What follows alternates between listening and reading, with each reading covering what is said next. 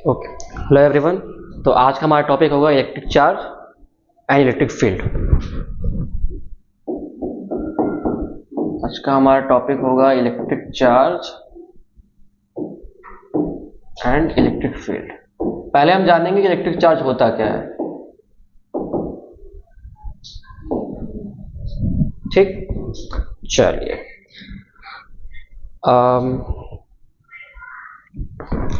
पहले जो क्वेश्चन आता है इसमें पुराने, जो आपने 9th 10th में 6th 7th में पढ़ा होगा कि आपने दो बॉडीज को रब किया, या एक पेपर लिया, एक सिल्क लिया, एक वुडन रॉड लिया, आपने रब किया, वो चार्ज हो गया।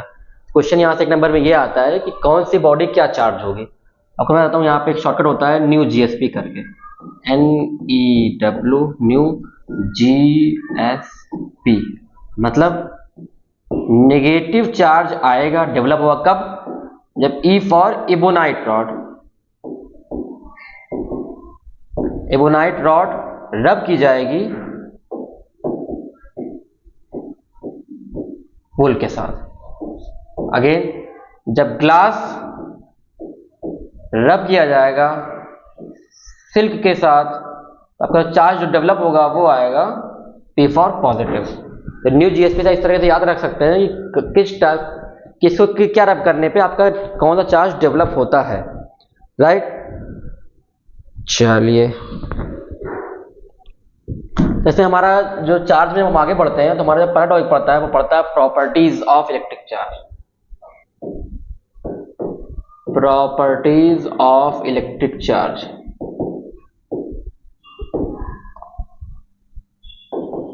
इलेक्ट्रिक चार्ज देखिए, आपको 3 पॉइंट याद रखने हैं। Charge is additive in nature, charge is additive in nature,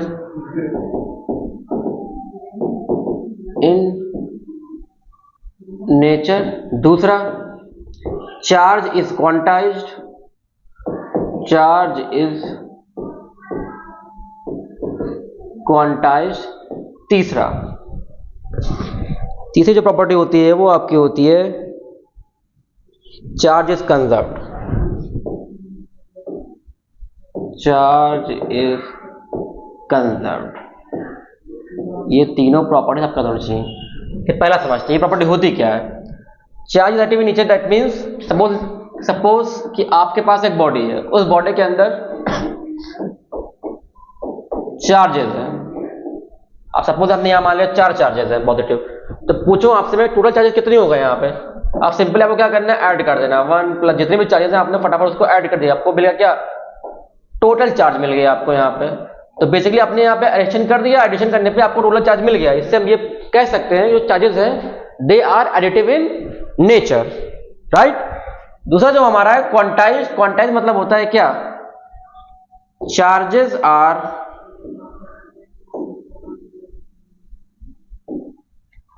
in integral multiple, integral multiple. इससे मतलब क्या होता है, आपने कहा कि एक बॉडी है, दूसरी बॉडी है, चार्ज ट्रांसफर हो रहा है। आपने केमिकल डिक्शनरी में पढ़ा होगा, केमिस्ट्री में पढ़ा होगा कि इतने इलेक्ट्रॉन ट्रांसफर हो रहे हैं।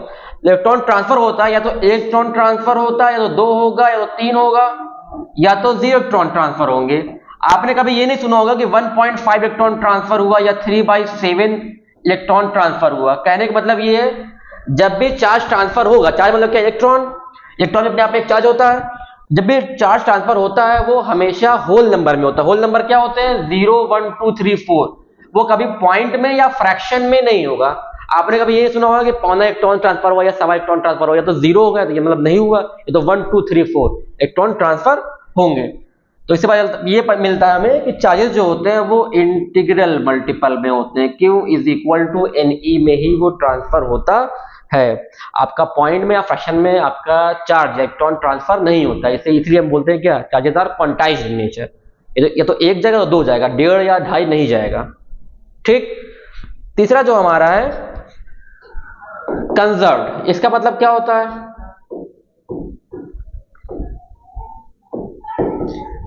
आप ये आगे ये भी क्लास में आता है, charge can neither be created not destroy, it can be only transfer from one body to another body. यहां पे क्या लगता है, law of conservation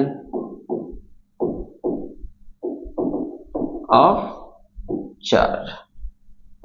Charge can neither be created nor destroyed. It can be only transferred from one body to another body. आप कभी charge को generate खुद से बना नहीं सकते. चार्ज जो बेसिकली ऑलरेडी वो एग्जिस्ट करता है, वो एक बॉडी से दूसरी बॉडी में ट्रांसफर होता है. चलिए भाई ठीक है, ये हो गया हमारा. नेक्स्ट हमारा जो है वह कूलॉम्स लॉ.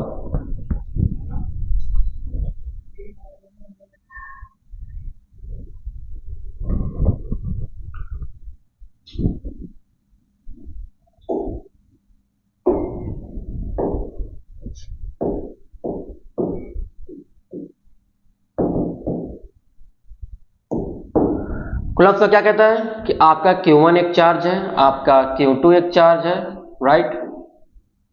दोनों बीच जो डिस्टेंस है वो r है. कहीं कहीं इस r को d से भी दिखाते हैं. वेरिएबल है, वेरिएबल x y z कुछ भी लिख सकते हो, बस वो क्या है बेसिकली डिस्टेंस को डिनोट करता है.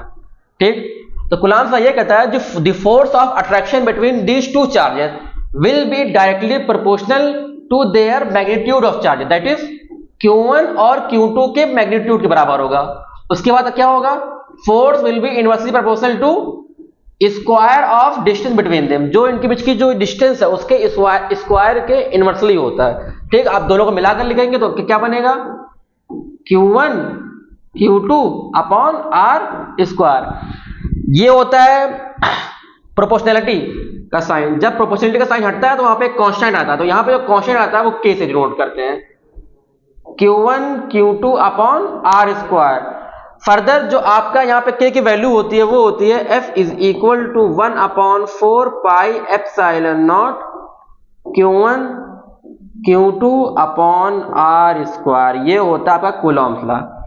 अब देखिए हमने कहा फोर्स क्या होता है, अट्रैक्टिव भी होता है, रिपल्सिव भी होता है. डिपेंड किस पे करता है, आपने पढ़ा होगा जब दो चार्ज सेम होते हैं प्लस प्लस या माइनस माइनस, उनके पीछे जो फोर्स होता है वो क्या होता है, रिपल्सिव. बट जब दो चार्ज अपोजिट होते हैं तो उनके बीच का जो फोर्स होता है वो होता है अट्रैक्टिव इन नेचर. ठीक. तो आपका ये होता है कूलॉम्स लॉ. देखिएगा अब मैंने यहाँ पे बोला डायरेक्टली प्रोपोर्शनल और इनवर्सली प्रोपोर्शनल. मैं आपको एक बेसिक हिंट देता हूं, मतलब इसका मतलब होता क्या डायरेक्टली. जब भी कोई चीज डायरेक्टली प्रोपोर्शनल होती है, मतलब जब इसकी मैं बोल रहा हूं suppose that A is directly proportional to B, इसका मतलब ये होता है जब इसकी वैल्यू बढ़ेगी तो इसकी भी वैल्यू बढ़ेगी. आप जितना इंक्रीज इसमें करोगे उतना ही इंक्रीज इसमें भी होगा. और जब मैं बोल रहा हूं कि ये इनवर्सली प्रोपोर्शनल है, इसका मतलब ये होता है जब ये इंक्रीज करेगा तो तब ये डिक्रीज करेगा. ये मतलब होता है डायरेक्टली और इसका मतलब होता है इनवर्सली. वैसे जब वो एक बंदा इंक्रीज करेगा तो दूसरा डिक्रीज का उल्टा होगा. और डायरेक्टली में अगर ये बढ़ रहा है तो ये बढ़ेगा, और अगर ये घट रहा है तो ये भी घटेगा. ठीक. तो ये होता है आपका क्या, कूलॉम्स लॉ. अब देखिए हमें पकड़ना है इसको k को. आपने कहा जो हमारा k आया है वो आया 1 अपॉन 4 पाई एप्सिलॉन नॉट. ठीक. अब देखिए इसकी वैल्यू होती है वो होती है 9 into 10 to the power 9. Unit का ध्यान रखिएगा, आपकी जो यूनिट होती है यूनिट, वो यहाँ पे यूनिट का ध्यान रखिएगा, न्यूटन मीटर स्क्वायर पर कूलम स्क्वायर. कभी कभी एक नंबर में क्वेश्चन आता है कि आपका k की वैल्यू बताने के लिए. अब देखिए आपको एप्सिलॉन नॉट क्या है, यहाँ पे एप्सिलॉन नॉट यहाँ पे है परमिटिविटी. नॉट का मतलब होता है एयर या फिर वैक्यूम. ठीक. चलिए हाँ, तो खास तौर पे आप यहाँ पे इसकी यूनिट याद रखिएगा. कभी कभी इसकी भी यूनिट पूछता है कि आपकी परमिटिविटी की यूनिट क्या है. कोई दिक्कत नहीं है. के क्या होता है, के आपका 1 अपॉन 4 पाई एप्सिलॉन नॉट. के इस पूरे की हेल्प से आपको इसकी यूनिट निकालनी होता है. एप्सिलॉन नॉट कैसे निकालेंगे, इधर जाएगा तो क्या हो जाएगा, ये के 4 पाई एप्सिलॉन नॉट अपॉन 1 आ गया. एप्सिलॉन नॉट यहाँ पे रखिए, सबको उधर भेज दीजिए. क्या हो जाएगा 1 अपॉन 4 पाई के. बेसिकली जो यूनिट आपकी वो उल्टी हो जाती है. यहाँ पे आपकी जो भी यूनिट थी वो क्या हो जाएगी, उल्टी हो जाएगी. चलिए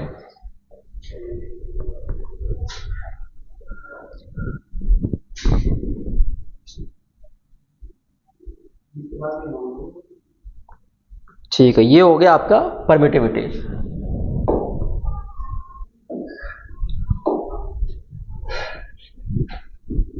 अब यहाँ पे एक और आता है डाइलेक्ट्रिक कांस्टेंट, वो भी आप देख ही लीजिए, क्वेश्चन आता है काफी।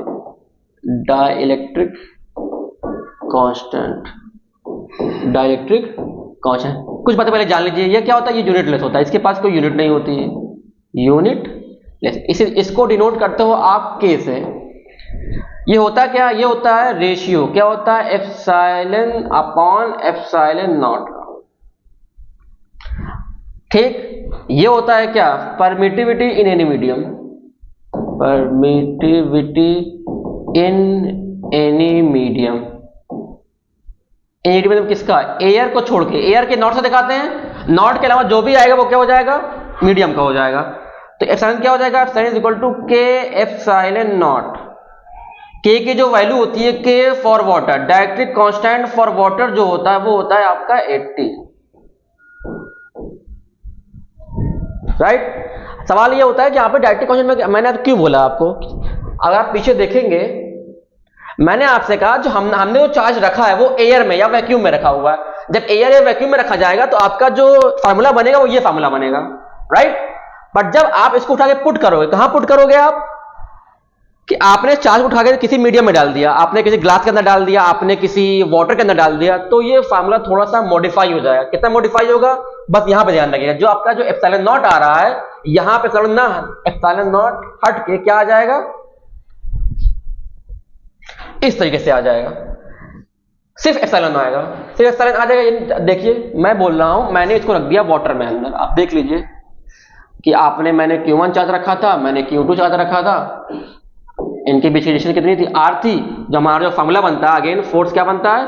1/4 पाई एप्सिलॉन नॉट बनता है। तो फर्क यहाँ पे, हमने यहाँ पे किसके अंदर रख दिया? वाटर में रख दिया।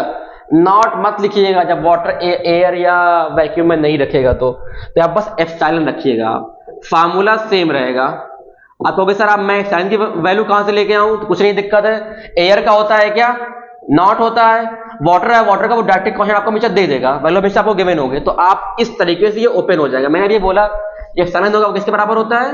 के एप्सिलॉन नॉट के बराबर होता है। तो इस वैल्यू को आप यहां पुट करोगे, 1/4 पाई के epsilon naught Q1 Q2 upon R square. ये हुआ आपका मॉडिफाइड फार्मूला कि जब आप इसको एयर में, एयर के अलावा वाटर में या ग्लास में रख दोगे तो आपका जो डाइलेक्ट्रिक कांस्टेंट है वो इंक्रीज मल्टीपल टाइम्स बढ़ जाएगा। अब यहाँ पे एक नंबर क्वेश्चन ये भी बनता है कि चलिए ठीक है, आपने वाटर में डाल दिया, आपका फोर्स का फार्मूला थोड़ा सा मॉडिफाई होकर ये आ गया है।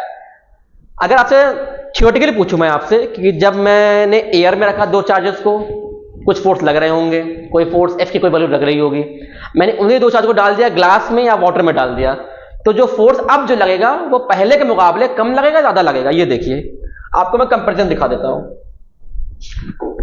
मैं लिखता हूं यहां पे एयर या वैक्यूम और यहां मैं लिख दिया वाटर।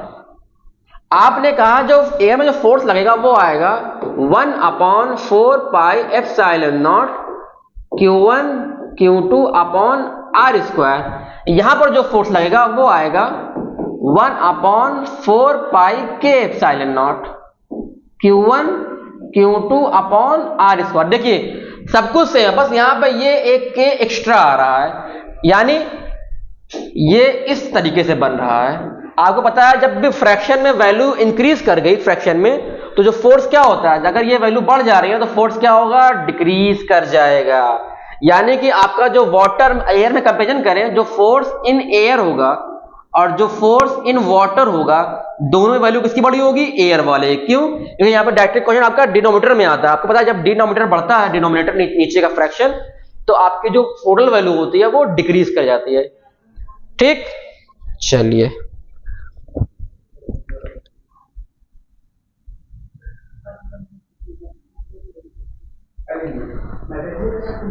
ये हो गया हमारा Coulomb's law.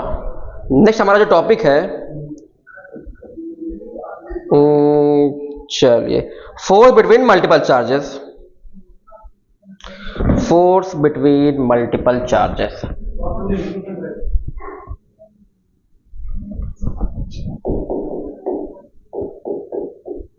Force between multiple charges. अभी तक आपने ये पढ़ा कूलम्ब्स लॉ में कि आपके पास एक Q1 फोर्स था, आपके पास एक Q2 फोर्स था, दोनों में जो डिस्टेंस थी वो कितनी थी, R थी। अगर मैं कहूं यहाँ पे भाई साहब एक और फोर्स, एक और कोई चार्ज आ गया है Q3, एक और चार्ज आ गया है Q4, तो अब फोर्स क्या लगेगा किसी एक पर्टिकुलर चार्ज पे, किसी एक पर्टिकुलर चार्ज पे फोर्स कितना लगेगा ये आपको बताना पड़ेगा। चलिए भाई देखते हैं।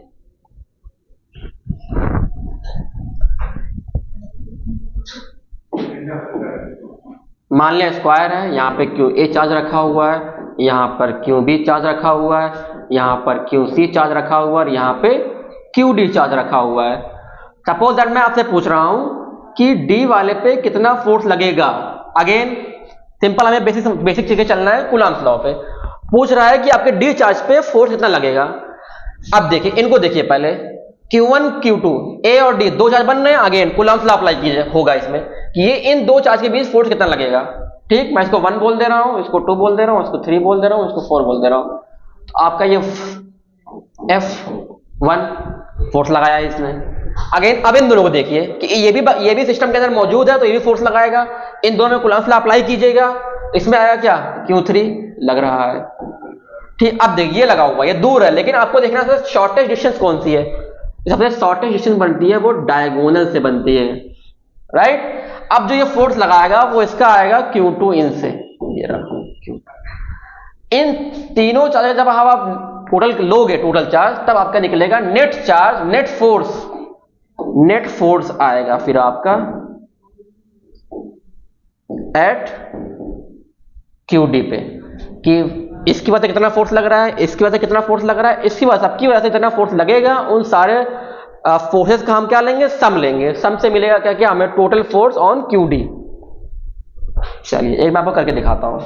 उससे पहले, समझने से पहले आपको कुछ ज्यादा याद करनी पड़ेंगी। आपको थोड़ा सा बेसिक आइडिया होना चाहिए वेक्टर्स का। देखिए वेक्टर तो बताइए आपको, वेक्टर क्या होते हैं,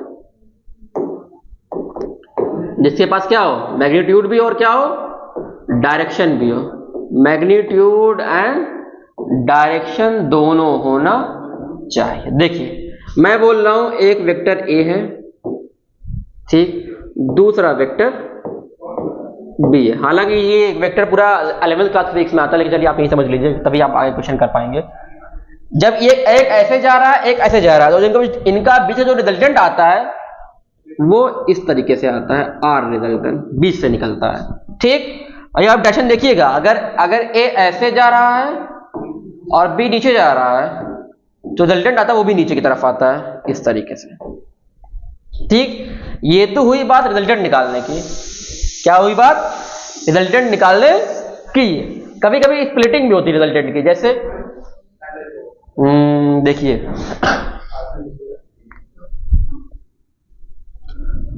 कोई वेक्टर है, आपको पता होता है इस तरीके से, कोई A वेक्टर है, कोई B वेक्टर है। आपने अभी आपने जो पढ़ा वो पढ़ा आपने क्या, रिजल्टेंट निकालने का तरीका। कभी कभी ये सपोज एक ही वेक्टर दे रखा है इस तरीके से कैसे, मतलब वो किसी एक्सिस पे नहीं है। देखिए जब एक वेक्टर किसी एक्सिस पे नहीं है तो वो क्या होता है, स्प्लिट होता है। स्प्लिट होता है, मान लीजिए यहाँ पे एंगल क्या है, थीटा है। जब मान लीजिए R वेक्टर है, जब स्प्लिट होता है तो एक कंपोनेंट जो बनता है वो बनता है इसका R cos थीटा, और एक कंपोनेंट बनता है क्या, R sin थीटा। बस मेरी इतनी बात याद रखिएगा, टूटता तभी है जब वो किसी एक्सिस के बीच में होता है। जब वो एक्सिस पे होगा वो टूटेगा नहीं, वो टूटेगा नहीं। जब किसी एक्सिस के बीच में आप डायगोनल जैसा दिखेगा आपको, रिजल्टेंट जैसा, तभी आपको वो स्प्लिट होगा cos थीटा और sin थीटा के कंपोनेंट्स में। ठीक, चलिए अपना क्वेश्चन करते हैं मल्टीपल चार्जेस वाला। आपको मैं एक क्वेश्चन करके दिखा देता हूं। चलिए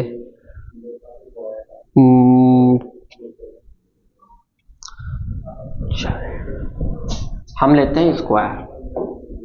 ये मैं आपके सामने क्या ले रहा हूं, एक स्क्वायर। चलिए मान लिया मैंने इस स्क्वायर का जो आपका साइड है वो क्या है, A है, A है, A है, A है और A है।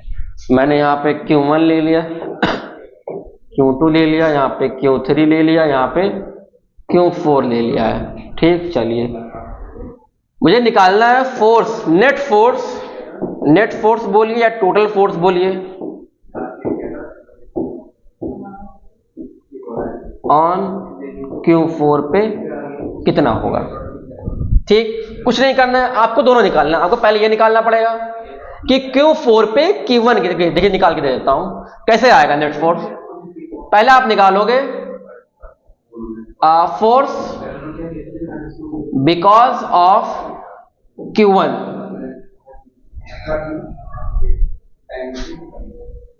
बिकॉज ऑफ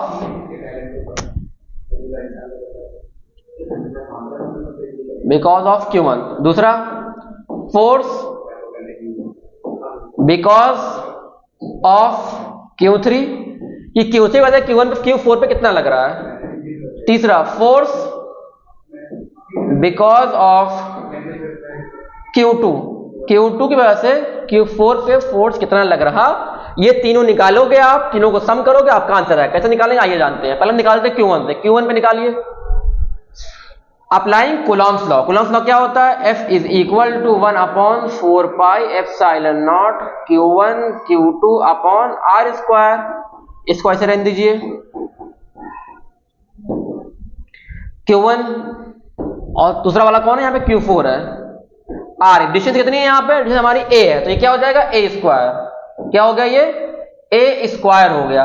ये A स्क्वायर, ये क्या आया, force between Q1 and Q4। Same यही सेम तरीका हो, किसका होगा सेम तरीका, सेम जो आपका फोर्स आएगा वो किसके लिए भी आएगा, Q3 और Q4 के लिए भी आएगा। देखिए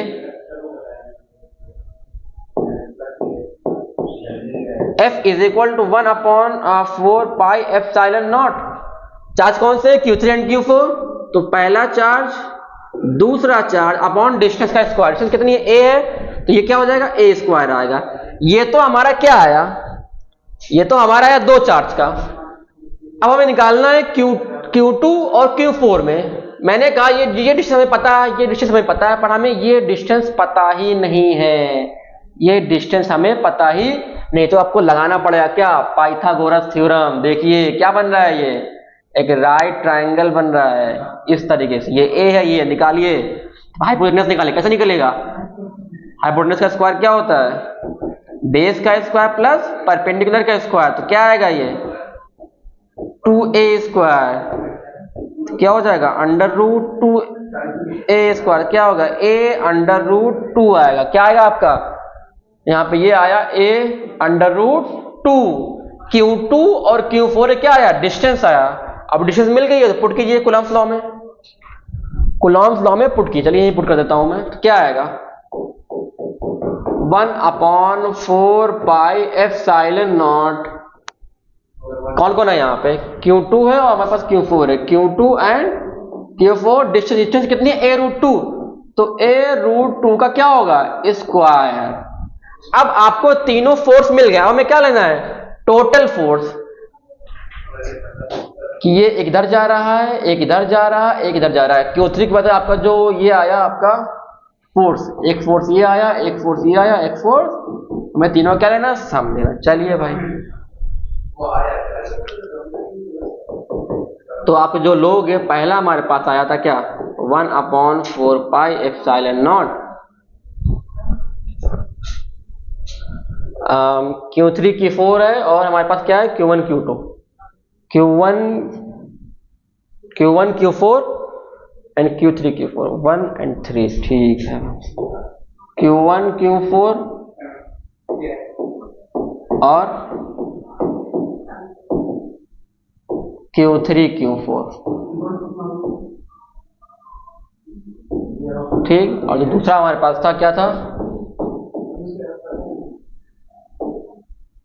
Q2 Q4 A√2 का स्क्वायर। अब आप देखोगे तीनों में, तो ये तीनों में आ रहा है, ये भी आ रहा है, ये भी आ रहा है, और ये भी आ रहा है, और Q4 भी तीनों में कॉमन आ रहा है। तो आप Q4 को आप बाहर ले लीजिए, तो क्या आएगा, Q4 कॉमन आ गया, 4 पाई एप्सिलॉन नॉट कॉमन आ गया, तो अंदर बचा क्या, अंदर बचा क्या आपका, बचा Q1 upon A square A square Q3 upon A square plus Q2 upon square खोलो तो क्या आएगा, ये आएगा 2a√2। कैसे आया देख लीजिए आप, आपने कहा a√2 का स्क्वायर, मतलब ये अप्लाई होगा तो आएगा a स्क्वायर और √2 इंटू √2 क्या होता है 2 होता है, तो ये आ गया इंटू 2 तो क्या 2a स्क्वायर आ गया यहां से। आप फिर देख लो ए कॉमन हो जाएगा, ए फिर से कॉमन होगा तो क्या आएगा हमारे पास Q4 upon 4 pi epsilon not, और आपका ए स्क्वायर भी कॉमन आ गया तो ए स्क्वायर भी आप बाहर ले लीजिए, तो क्या आया आपके पास Q1 आया प्लस Q3 आया प्लस Q2 अपॉन 2 आया।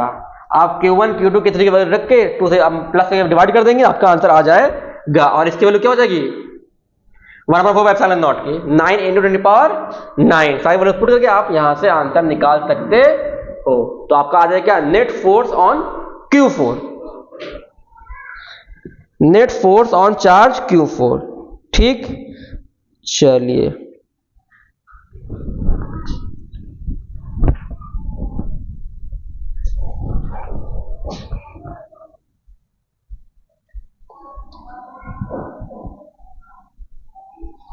चलिए एक क्वेश्चन बता देता हूं मैं इस पे ट्रायंगल का। इन्होंने कहा कि चार्जेस रखे हुए हैं, कौन कौन चार्ज रखे हुए हैं, यहाँ पे Q चार्ज रखा हुआ है, यहाँ पे Q2 रखा हुआ है, यहाँ पे Q3 रखा हुआ है, ये भी Q है, मतलब Q1 Q2 सेम है, मैग्नीट्यूड वाइज ये भी सेम है लेकिन ये माइनस में है। ठीक, आपको निकालना है फोर्स ऑन ईच चार्ज। ठीक, आपको निकालना है क्या force on each charge, force on each charge कैसे निकालेंगे देखिए, सपोज दैट मैं Q2 पे निकाल रहा हूं, सिंगल सिंगल सिंगल चार्ज बाढ़ के निकालिएगा आप। ठीक, कैसे निकालेंगे, Q कौन बंदे यहाँ पे, अगर Q3 भी है और Q1 भी, Q1 लगाएगा क्या फोर्स लगाएगा, फोर्स लगाएगा कितना लगाएगा फोर्स। हाँ चलिए, आपका एक डाउट ये भी आएगा कब एरो अंदर जाएगी कब एरो बाहर जाएगी। देखिए ये भी पॉजिटिव चार्ज है, ये भी पॉजिटिव चार्ज है, पॉजिटिव पॉजिटिव से जो आपका जो फोर्स लगता है वो लगता है रिपल्सिव, मतलब दूर ढकेल जाए, दूर ढकेल रहा है इसलिए फोर्स आपका बाहर की साइड लगेगा। ठीक, अगेन इसको उठाइए, ये पॉजिटिव ये नेगेटिव, क्या लगेगा अट्रैक्टिव पोलैरिटी में अंदर की तरफ लगाएगा, जब अंदर की तरफ लगाएगा तो ये इस तरीके से खींचेगा। ठीक, तो इन दोनों हम रिजल्टेंट निकालेंगे तो हमारा वहां पे क्या आ जाएगा नेट फोर्स आ जाएगा। ठीक, चलिए निकालते हैं। इसके बीच का जो आपका दे रखा है वो L दे रखा है, L L L कौन सा ट्राइंगल है, ये इक्विलैटरल ट्राइंगल है। निकालिए फोर्स, पहले मैं निकाल रहा हूं Q1 Q2 पे क्या आएगा 1/4 pi epsilon naught Q1 Q2 upon length का स्क्वायर। आपको पता है Q1 Q2 क्या क्यों दे रखा है, तो क्या हो जाएगा 1/4 पाई एप्सिलॉन नॉट क्यों इंटू क्यों हो जाएगा L स्क्वायर हो जाएगा, क्यों इंटू क्यों क्या हो जाएगा ये हो जाएगा Q का स्क्वायर।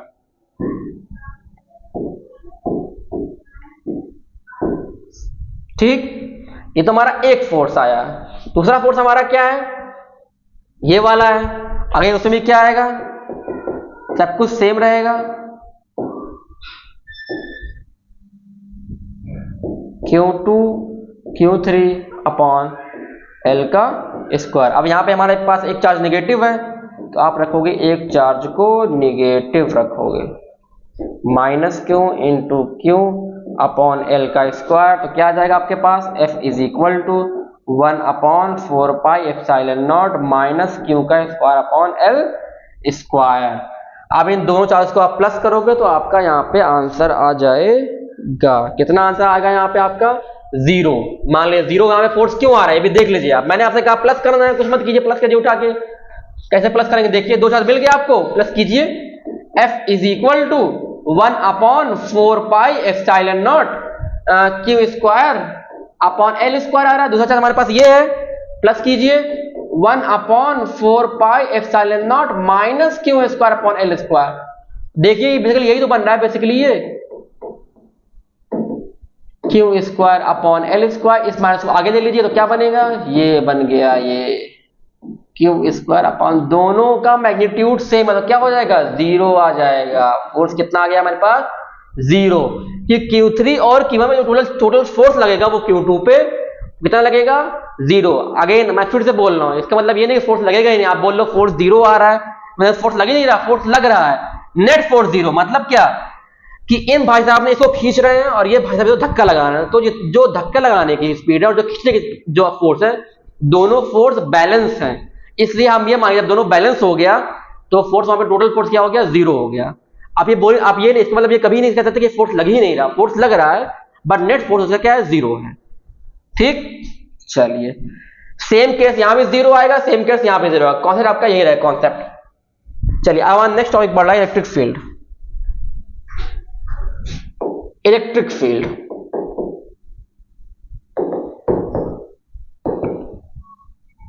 थ्योरी नहीं पढ़ाऊंगा आपको, मैं सिर्फ कॉन्सेप्ट सिखा रहा हूं क्या, जिससे आप जो है न्यूमेरिकल्स आपको अप्रोच कर सकते हैं। देखिए बता, याद रखिएगा, याद करने वाली जो चीजें होती हैं, प्लस होता है एक माइनस होता है। प्लस चार्ज से इलेक्ट्रिक फील्ड जनरेट होती है।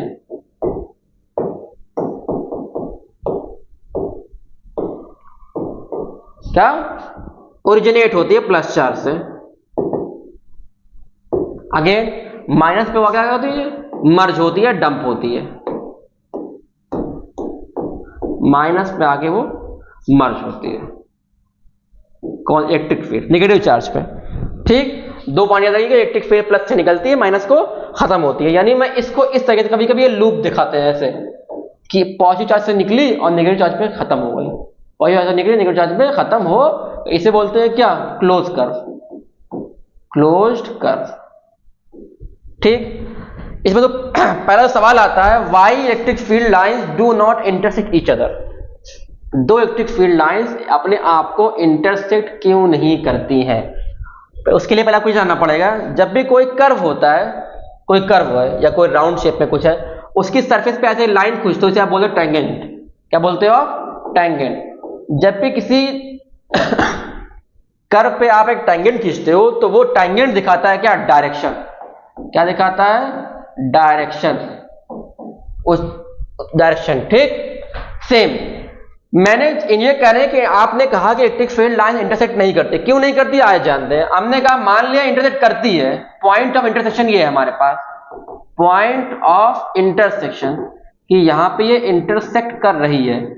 जब इंटरसेक्ट कर रही है, अगेन ये एक कर्व है, एक कर्व पे जब आप बनाओगे क्या, टेंजेंट, तो इस तरीके से आएगा।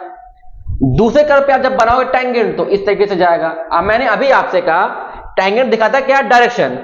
तो जब आप एक ही पॉइंट पे दो टेंजेंट बना रहे हो, इसका मतलब उसी एक ही पॉइंट पे दो डायरेक्शन है।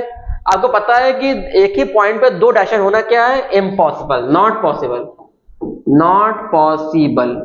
इसलिए हम ये कह सकते हैं कि electric field lines do not intersect each other. क्यों, क्योंकि अगर वो इंटरसेक्ट करेंगे तो पॉइंट ऑफ इंटरसेक्शन पे हमें दो टेंजेंट मिलेंगे। दो टेंजेंट मतलब दो डायरेक्शन, और दो डायरेक्शन पॉसिबल नहीं है एक ही पॉइंट पे। ठीक, चलिए फार्मूला देखिए। इलेक्ट्रिक फील्ड फार्मूला जो होता है वो होता है E is equal to F upon q. E is equal to F upon q. आप 9th क्लास में पढ़ के आए होंगे कि फोर्स की यूनिट क्या होती है, फोर्स की यूनिट क्या होती है, न्यूटन। क्या होती है, न्यूटन। और चार्ज की यूनिट क्या होती है, कूलम। चार्ज की यूनिट क्या होती है, कूलम। तो यहां से इलेक्ट्रिक फील्ड यूनिट क्या आ जाएगी हमारे पास, यूनिट ऑफ ई। क्या आ जाएगा हमारे पास, यूनिट्स को देखो ध्यान रखिए, चलिएगा यूनिट्स बहुत इंपॉर्टेंट होती है फिजिक्स में। बहुत से न्यूमेरिकल्स आपकी यूनिट्स के ही बेस पे सॉल्व होते हैं। तो हमारे पास क्या आएगा, कूलम,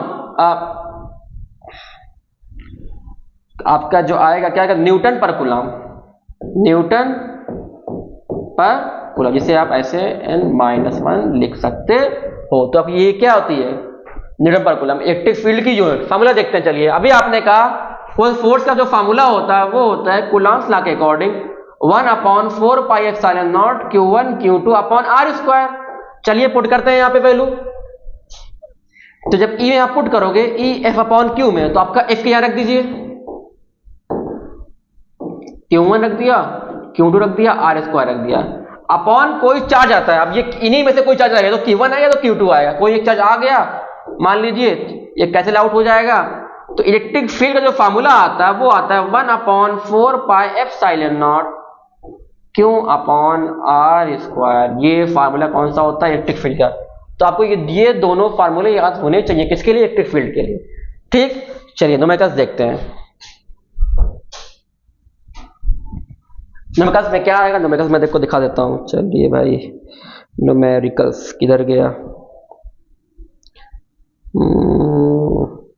ये रहा। चलिए,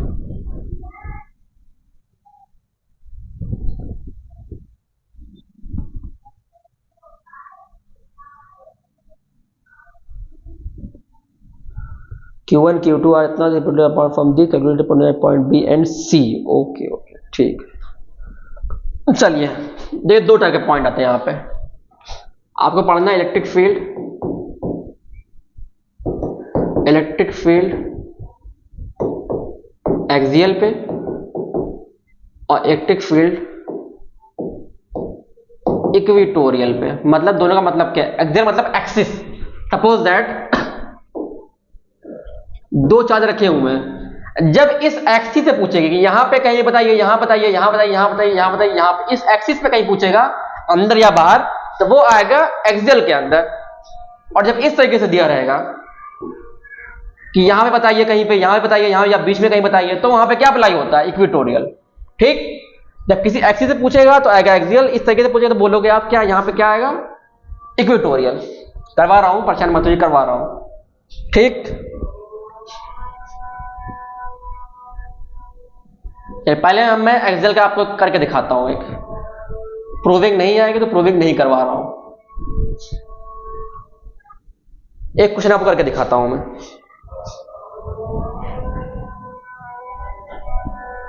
चलिए, इन्होंने कहा कि चार्ज रखा हुआ है। क्या रखा हुआ है? Charge ABC। ठीक है भाई, देखिए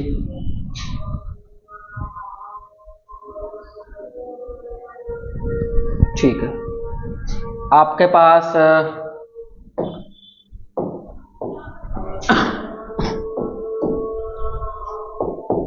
इनके में जो डिस्टेंस दे रखी है, कितना दे रखी है आपकी? 0.1 मीटर। इन्होंने एक चार्ज रख दिया यहां पे Q3 रख दिया। चलिए, और इन्होंने यहां पे ये दे दिया कि जो इसकी Q1 और Q3 की जो आपका डिस्टेंस है वो है क्या?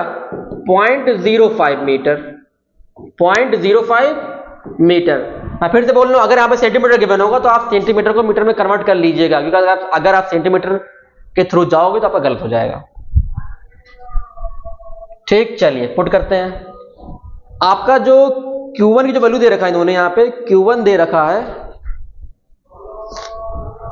Q1 ये है 10⁻⁻8 कूलम, और जो Q2 दे रखा है वो दे रखा है -10⁻⁻8 कूलम। मतलब ये पॉजिटिव चार्ज है और ये क्या है? नेगेटिव चार्ज है। पूछ रहा है नेट इलेक्ट्रिक फील्ड एट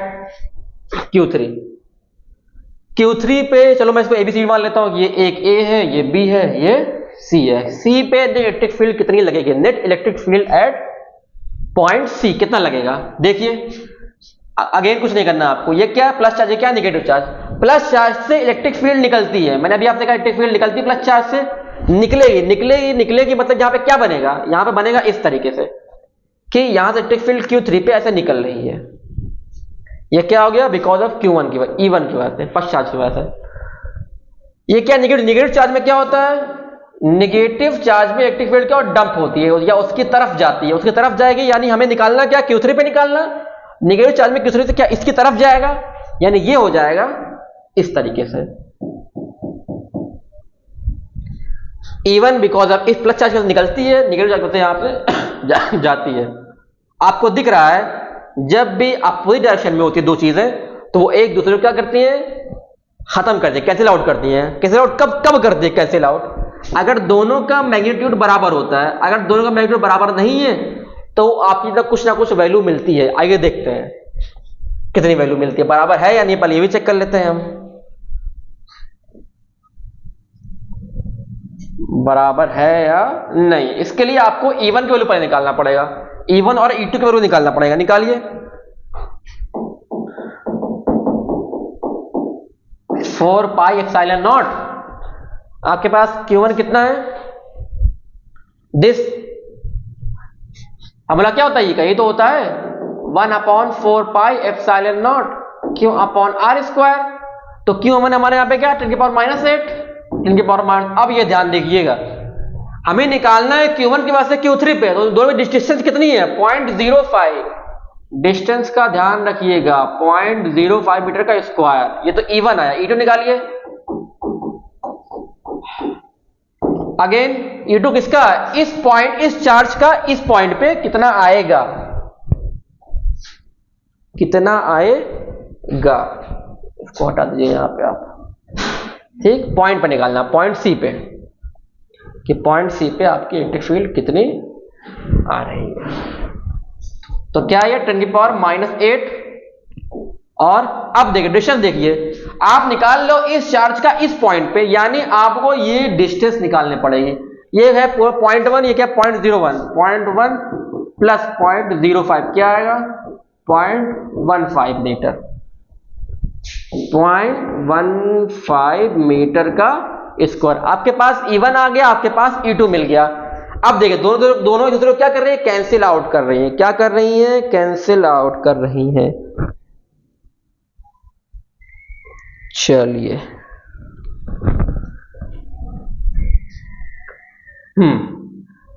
आपको दिख रहा है ये सेम है, ये सेम है, ये सेम है, लेकिन ये वैल्यू क्या है, डिफरेंट। जब ये वैल्यू डिफरेंट हो गई तो E1 और E2 बराबर नहीं है, बराबर नहीं, यानी कैंसिल आउट नहीं करेगा। कैंसिल आउट नहीं करेगा तो निकालेंगे कैसे, यानी कुछ ना कुछ वैल्यू बचेगी। वैल्यू कितनी बचेगी,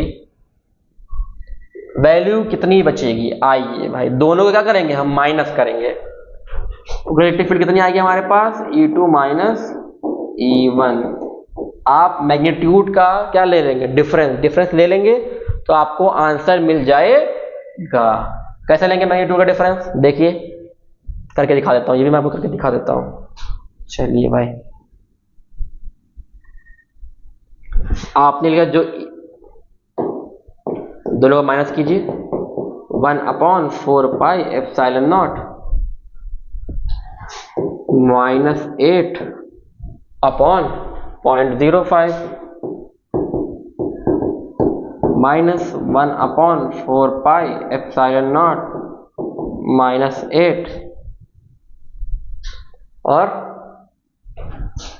0.15 का स्क्वायर। फिर देखिए ये कॉमन आ रहा है, ये कॉमन आ रहा है तो बाहर निकाल लीजिए। क्या आएगा हमारे पास 1/4 पाई एप्सिलॉन नॉट कॉमन आ गया। इसकी वैल्यू क्या होती है 9 × 10 की पावर 9, 10 की पावर -8 भी कॉमन आ जाएगा। तो अंदर बचा क्या, ये बचा 0.05 का स्क्वायर माइनस 0.015 का स्क्वायर। दोनों को सॉल्व करेंगे, आपको इसकी पूरी वैल्यू रखोगे, आपका आंसर आ जाएगा net electric field at point C. ठीक, तो ये हमारा हो गया क्या किसी एक्सियल पॉइंट पे इलेक्ट्रिक फील्ड कैसे आप निकालते हो। अब हम चलेंगे इक्वेटोरियल पे, कि इक्वेटोरियल पे आप कितना आएगा, ये भी देख लेते हैं भाई इलेक्ट्रिक कि आपका इक्वेटोरियल पे कितना आएगा। ठीक, चलिए निकाल लेते हैं फटाक से।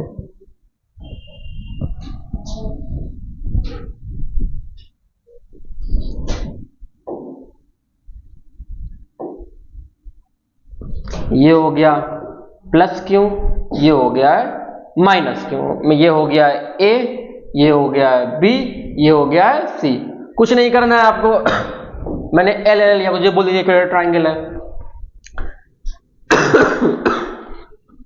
इस चार्ज की वजह से इलेक्ट्रिक फील्ड यहां पर कितनी होगी, फार्मूला क्या होता है इलेक्ट्रिक फील्ड का 1/4 pi epsilon naught q upon r square. Q यहां पे कितना है प्लस दे रखा है, आर यहां पे कितना है एल दे रखा है, ये तो आपको आगे जाएगा। ठीक है, चलिए एल आपने रख दिया यहां पे, E is equal to 1/4 pi epsilon naught q upon L square आएगा। कोई दिक्कत नहीं है, सेम ये इनके केस में भी आएगा। चलिए ये भी निकाल लिया आपने, बस यहाँ पे क्या आएगा माइनस आएगा, क्या -4 दे रखा है, 4 pi epsilon naught minus q upon L square आ गया। चलिए ये भी आ गया। क्वेश्चन देखिएगा, प्लस से इलेक्ट्रिक फील्ड निकलती है तो निकालिए इस पॉइंट पे, माइनस की तरफ इलेक्ट्रिक फील्ड आती है तो ये ऐसे आएगी। अब देखिए, मैंने भी आपसे कहा था कि जब भी कोई चीज एक्सिस के बीच में नहीं होती तो क्या होता है, इस तरीके से आता है। अभी मैंने आपसे कहा था कि एक पॉइंट ये जा रहा हो, एक पॉइंट बी जा रहा हो, क्या आता है, रिजल्टेंट वेक्टर आता है। क्या आता है, रिजल्टेंट वेक्टर। अगर आप ये जूम करके देखोगे तो बेसिकली ये यही बन रहा है कि ईबी वाली ईबी की आपकी जो इलेक्ट्रिक फील्ड ये रही और ईए की आपकी इलेक्ट्रिक फील्ड ये रही, तो बेसिकली ये ऐसे जा रही है और ये ऐसे जा रही है। इसको आप ढंग से देखोगे तो यही बन रहा है। तो आपको यहां पे क्या लेना पड़ेगा, इनका रिजल्टेंट वेक्टर निकालना पड़ेगा। जो रिजल्टेंट वेक्टर आएगा वही क्या होगा, net electric field at point C. कैसे आएगा रिजल्टेंट वेक्टर, दोनों को प्लस करके, दोनों को एक मिनट, दोनों को प्लस करोगे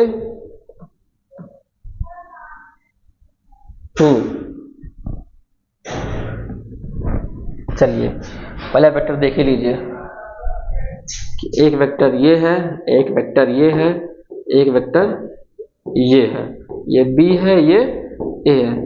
अगर वेक्टर फॉर्म में गिवन होता है तो रिजल्टेंट वेक्टर निकलता है R A plus B.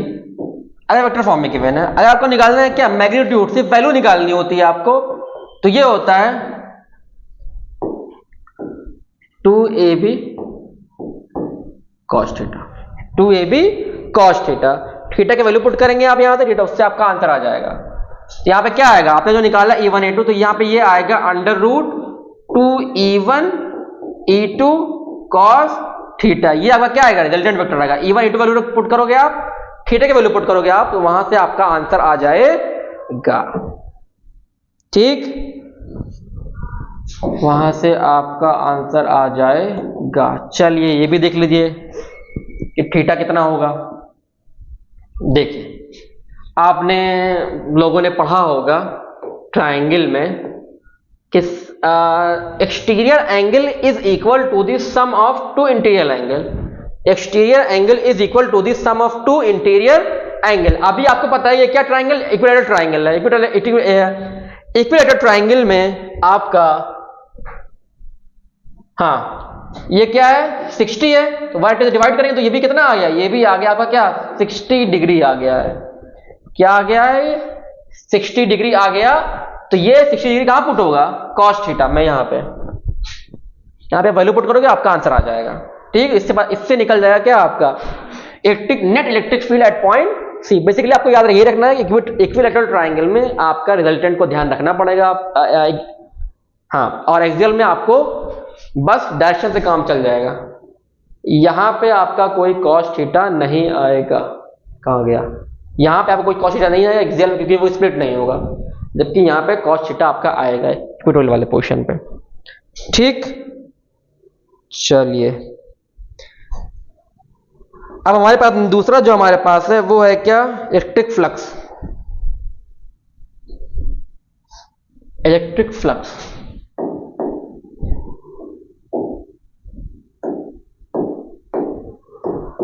Electric flux क्या होता है, ये कोई सरफेस है, ये कोई सरफेस है, इससे इलेक्ट्रिक फील्ड लाइन पास होंगी।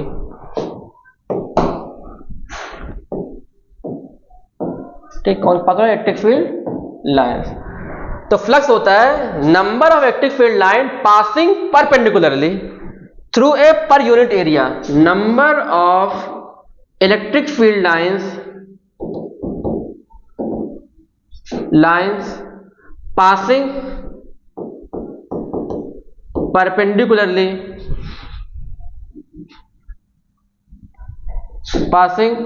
perpendicularly through a unit area या पर यूनिट एरिया।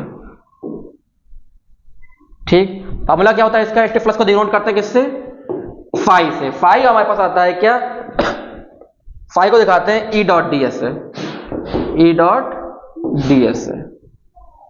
ये है क्या, इलेक्ट्रिक फील्ड। इलेक्ट्रिक फील्ड ये क्या होता है, एरिया, जिस सरफेस से पास हो रही है उसका एरिया निकालना होता है। ठीक, जिस सरफेस से पास हो रही है उसका क्या, उसका पूरा का एरिया निकालना होता है बस। ठीक, पहले यूनिट देखिए फ्लक्स की। आपने कहा फ्लक्स, ये है फ्लक्स, इलेक्ट्रिक फ्लक्स। यूनिट देखिए ई dot D S I, E unit क्या होती है, ई की यूनिट न्यूटन पर कूलम। ठीक, D S area, area unit क्या होती है, मीटर स्क्वायर। क्या होती है, मीटर। इसका तो क्या है आपका, न्यूटन मीटर स्क्वायर पर कूलम। ये किसकी यूनिट आई, इलेक्ट्रिक फ्लक्स की, याद रखिएगा। किसकी यूनिट आई, इलेक्ट्रिक फ्लक्स की। अब देखिए यहां पे एक सवाल और है। आपने लिखा यहां पे flux is equal to E dot D s. 11th class phase में गिवन है आपका डॉट प्रोडक्ट और क्रॉस प्रोडक्ट। यहां पे डॉट लगा हुआ है, डॉट ओपन होता है वो बनता है ई डी एस कॉस थीटा, ई डी एस कॉस थीटा। बस ये दो फॉर्मूले आप याद रखिएगा। ठीक, सवाल ये होता है कि थीटा की वैल्यू कहां से आएगी। थीटा की वैल्यू आती है यहां से आपका, कि जिस सरफेस पे वो आ रहा है, जैसे ये होता है नॉर्मल। क्या होता है, नॉर्मल। ठीक, यहां से इलेक्ट्रिक फील्ड जा रही है तो नॉर्मल नॉर्मल और आपका इलेक्ट्रिक फील्ड दोनों बीच का जो एंगल होता है वो होता है क्या, थीटा। वही पुट होता है कहां पे, E dot D S cos theta में।